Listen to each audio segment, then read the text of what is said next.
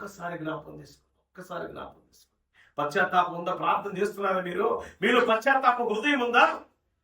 ఈ రోజు వరకు దేవుడు నీ మాట వింటలేదంటే, ఈ రోజు వరకు దేవుడు నేను దర్శించలేదంటే, ఈ రోజు వరకు దైవికమైన దర్శనాలు నీకు లేకుండా పోయింది అంటే, పరిశుద్ధాత్మ ఏలుబడి నీ మీద లేకుండా పోయిందంటే, నీ దగ్గర ఎంత దుర్మార్గం ఉందో, దేవుడు నీకు అసహ్యమైన కార్యాలు నీలో ఎన్ని ఉన్నాయో ఒక్కసారి జ్ఞాపకం చేసుకో. వాటి నుంచి దూరంగా వెళ్ళిపోవాలంటే ఉపవాసం ఆచరించు. నీ కడుపు కట్టుకో. ఆత్మ ఉజ్జీవము నీలో నుంచి ఎరగలుగుతుంది.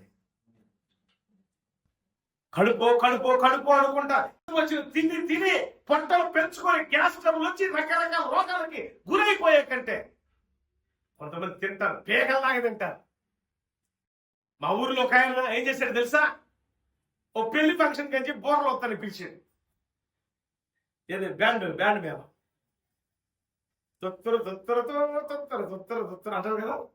అన్నది ఏంది ఎట్టా అంటారు? నాగకోటగా నాగస్వరం అది కాదమ్మో, సన్నయ్య ఆ తొత్తరు తొత్తరతో వస్తుంది.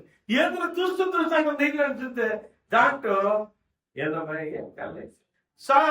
సగ్గుబియ్యం వస్తుంది.